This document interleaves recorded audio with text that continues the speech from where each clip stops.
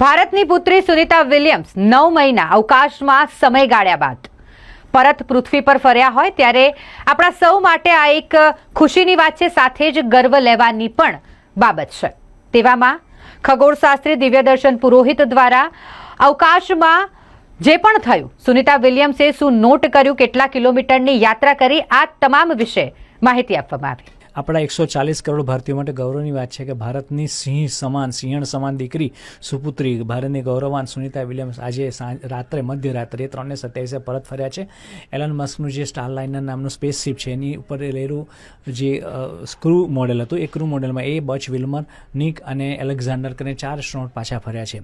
એમાં સુનિતા વિલિયમ્સ અને બચ વિલ્મર 286 દિવસ સુધી ત્યાં કોઈ પોલિટિક્સને કારણે કે ગમે તે કારણે ઉપર સલવાઈ ચૂક્યા હતા, એ આજે 286 દિવસ પછી ફરત ફર્યા છે। પરંતુ એ ગાળામાં સુનિતા વિલિયમ્સે ઘણા બધા રેકોર્ડ સ્થાપી દીધા છે।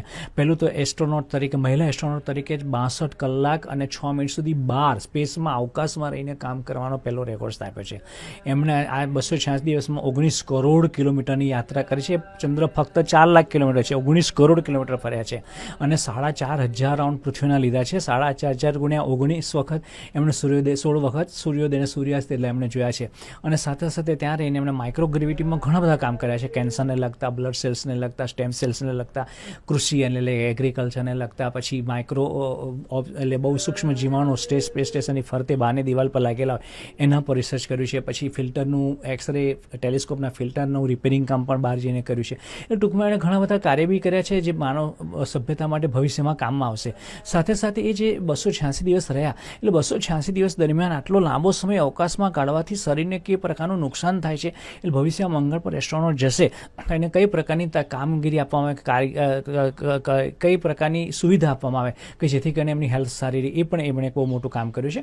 અને આજે રાત્રે સવારે ઉતર્યા પછી, એટલે આપણે મધ્યરાત્રિ ભારતમાં 3:27 થઈ હતી, અમેરિકામાં દિવસ હતો, પરંતુ ત્યારબાદ એમને સીધા રિહેબિલિટેશન સેન્ટર હ્યુસ્ટનમાં આવેલું છે, ફ્લોરિડાની અંદર જ, ત્યાં લઈ જવામાં આવે છે। તેમના ફેમિલી મેમ્બર્સને મળ્યા બાદ એમને 2 મહિનાનું બાળક એટલે ગબડી પડે, ગમે તે બાજુ ગબડી પડે, કેમ કે માઇક્રોગ્રેવિટીમાં કામ કર્યું તેમણે 286 દિવસ સુધી। એટલે એમના બોન્સ એટલે હાડકા નબળા પડી ગયા, હાર્ટને નુકસાન થયું, આંખોને નુકસાન થયું હોય, લોહીના સેલ્સમાં તકલીફ થઈ હોય, વિકિરણોને કારણે હાર્મોન્સમાં બી તકલીફો પેદા થઈ હોય, આ બધી વસ્તુઓનું નિરીક્ષણ પરીક્ષણ કરવામાં આવશે અને પૃથ્વીની ગ્રેવિટી સાથે એ રહી શકે એ પ્રકારની એમને તાલીમ આપવામાં આવશે ફરી વખત। એટલે કુલ 45 દિવસનો એ સમયગાળો જશે। એ દરમિયાન એ પત્યા પછી જ એ બહાર આવશે અને પછી પબ્લિકલી એ જોડાશે। એટલે આપણા માટે ગર્વની ક્ષણો છે। સુનિતા વિલિયમ્સ આપણે ત્યાં પરત ફર્યા છે, એટલે વેલકમ ભારતની સિંહણ, વેલકમ।